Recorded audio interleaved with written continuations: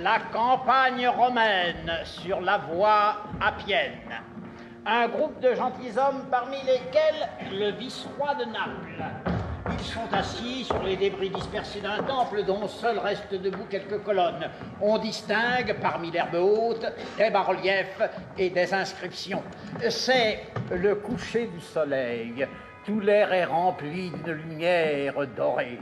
Dans le lointain, on voit la basilique de Saint-Pierre, qui est en construction, tout entourée d'échafaudages, chevaux et bagages, ça et là, entre les mains des valets. Premier seigneur, cependant, monsieur le chancelier de France, avec sa troupe, s'en revient tout petit pas tapant le long de la voie nomentane. Ayant juste fait vers le nord la longueur du chemin que nous-mêmes avons mesuré vers le sud. Je lui ai dit de penser à nous la dernière fois qu'il verrait Saint-Pierre. Nos regards y rejoindront les siens. Il n'a pas besoin de Saint-Pierre pour se souvenir toujours de votre Altesse. Pensez-vous que j'ai eu le meilleur sur lui? Ah! C'est un de ces petits traités qui laissent les deux parties chaudes et mécontentes. Comme il faut en refaire un tous les 46 mois parmi les ferraillements de nos gendarmeries, afin de remettre un peu d'ordre au travers de nos héritages entremêlés. L'héritage du téméraire. N'y avons-nous pas ajouté quelques petits morceaux? Les tailleurs qui nous les ont arrangés se disputent. J'ai de mauvaises nouvelles des Indes. Hélas, que n'a-t-on envoyé là-bas votre Altesse, au lieu de cet insaisissable Rodrigue que le roi s'obstine à pourchasser? Ma place est ici, au pied de cette colonne dans la mer qui soutient toute l'Europe et qui est le milieu de tout. Ni l'islam ne réussira à l'ébranler, ni le mouvement des peuples furieux du Nord à s'arracher cette Italie où toutes les routes à travers la couronne des Alpes aboutissent qui réunit en un seul manche tous les fils et toutes les fibres. Celui-là qui est le plus fort en Europe, c'est lui qui a le plus besoin de l'Italie. Et de qui l'Italie a besoin? Une fois de plus, grâce à votre Altesse, la paix va revenir à Rome. Le Français, en grondant, a retiré son opposition. Et pendant que sur les marches du Vatican, les ambassadeurs fourrés de la Russie se croisent avec ceux des Indes et du Japon, les légats du nouveau pontife s'apprêtent à partir pour 30. Et bientôt, le dôme nouveau de Saint-Pierre, comme une grande meule de blé, trônera au-dessus de l'Europe, indivisible. Rome est bien où elle est. Quant à moi, je suis heureux de revoir Naples, mais ce peuple sonore qu'Apollon et Neptune ne cessent de brasser et de remuer comme un Richard qui fouille à deux mains dans un sac de pistoles. Mais votre affaire, monsieur le savant, n'est-elle pas plus avec les morts qu'avec ceux qui vivent? Appelez-vous morts ces vivants de marbre et de métal que j'ai fait sortir des laves? Plus que vivants, immortels. Nos titres à l'image de Dieu confiés depuis des siècles aux archives d'un volcan, ces superbes idées dont nous ne sommes que la spongieuse traduction. Ah, ce sont ces morts-là qui m'ont appris à regarder les vivants marcher. Il est vrai. Dans cette éruption humaine de Naples aussi, notre ami a su découvrir quelques statues. La plus belle... Ah, quel regret pour moi, monseigneur, que vous n'ayez pas voulu la garder pour vous. Je me boucherai les oreilles. Une splendide femelle, jeune huilier. Fille de pêcheur, direz-vous. Moi, je l'appelle une fille de la mer, digne d'un dieu et d'un roi. Et pourquoi j'en ai fait cadeau à mon ami Pierre-Paul Rubens? C'est elle que nous avons vu partir dans ce bateau chargé de tableaux, de statues et de curiosités de toutes sortes que vous envoyiez au duc d'Albe? Précisément. Accompagnée de sa mère, comme une plante, avec ses racines. Oh, tant de belles choses pour le Nord, autant verser du vin dans de la bière. Ce que j'aime, moi, je voudrais tout garder. Et qu'aurais-je tiré de cette belle jeune fille? Un peu de plaisir égoïste, une petite joie d'amateur. La beauté est faite pour autre chose que le plaisir. Pierre-Paul Rubens n'a Dieu que pour ses grosses blondes nacrées. Messieurs, me prenez-vous pour un sot? Notre ami Rubens est trop fier. Ce n'est pas comme un modèle que je lui envoie cette fille du soleil, c'est comme un défi. Il y a autre chose à faire d'une belle œuvre que de la copier, c'est de rivaliser avec elle. Ce n'est pas ses résultats qu'elle nous enseigne, ce sont ses moyens. Elle nous verse la joie, l'attendrissement et la colère. Elle met au cœur de l'artiste une fureur sacrée. Ainsi, je ne veux pas laisser ce prince des peintres tranquille au milieu de ses lys et de ses roses. Voici cette Italie vivante entre ses sœurs de marbre que je lui envoie pour le terrasser. J'aimerais mieux envoyer de la poudre et des canons au duc d'Albe.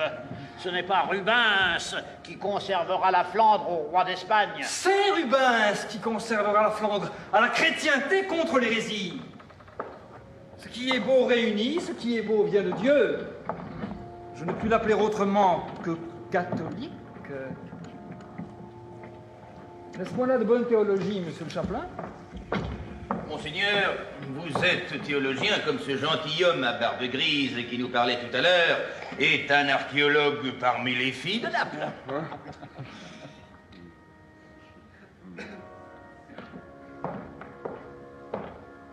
Qu'ont voulu ces tristes réformateurs, sinon faire la part de Dieu,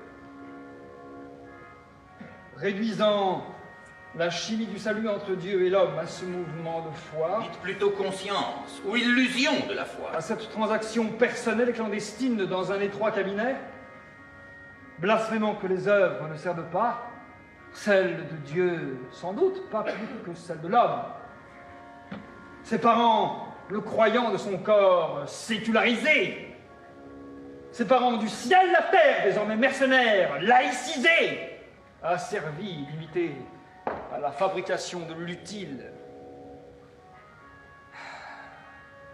Et l'Église ne se défend pas seulement par ses docteurs, par ses saints, par ses martyrs, par le glorieux Ignace, par l'épée de ses enfants fidèles. Elle en appelle à l'univers. Attaquée par les brigands dans un coin, l'Église catholique se défend avec l'univers.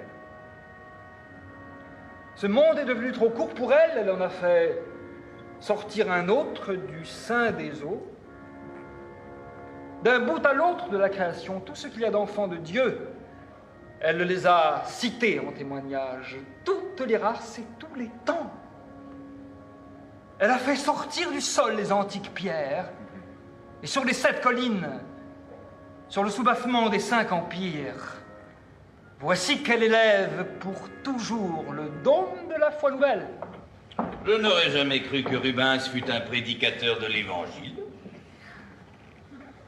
Et qui donc mieux que Rubens a glorifié la chair et le sang, cette chair et ce sang même qu'un Dieu a désiré revêtir et qui sont l'instrument de notre rédemption. On dit que les pierres mêmes crieront, est-ce au corps humain seulement que vous refuserez son langage? C'est Rubens qui change l'eau insipide et fuyante en un vin éternel et généreux. Est-ce que toute cette beauté sera inutile? Venue de Dieu, est-ce qu'elle n'est pas faite pour y revenir? Il faut le poète et le peintre pour l'offrir à Dieu, pour réunir un mot à l'autre mot et de tout ensemble, faire action de grâce et reconnaissance et prière soustraites au temps. Comme le sens a besoin de mots, ainsi les mots ont besoin de notre voix. C'est avec son œuvre tout entière que nous prierons Dieu. Rien de ce qu'il a fait n'est vain, rien qui soit étranger à notre salut. C'est elle, sans en oublier aucune part, que nous élèverons dans nos mains connaissantes et humbles. Car le protestant prie seul, mais le catholique prie dans la communion de l'Église. Es-tu convaincu, hérétique? J'entends les cloches de Rome qui m'empêchent de répondre. Et parmi elles, celle de mon couvent de Sainte-Sabine qui me dit adieu et alléluia. Et toi, Lucio, le crois-tu? Tout ce que vous dites est vrai. Nous sommes fiers de notre capitaine. Ce n'est pas parce que vous m'aimez que j'ai raison. C'est parce que vous dites la vérité que nous vous aimons, et c'est en vous aimant que nous avons fini par nous apercevoir les uns des autres. Et par former cette bande de petits frères à vos côtés. Comment voulez-vous que je prenne femme, ayant autour de moi de tels amis? Pour toute chose, vous n'avez que des louanges. Je suis fâché de voir que vous n'usez d'aucune et vous passez de tout si facilement. Si j'en usais, je serais forcé de la détruire et alors vous et moi serions bien avancés. Je ne suis pas fait pour détruire. Tout ce que je touche, je voudrais le rendre immortel, un trésor inépuisable. Mais venez, je n'ai besoin que de vous. La joie de ces yeux d'hommes qui me disent qu'ils sont contents que j'existe. À cheval, il faut faire la route avant la nuit.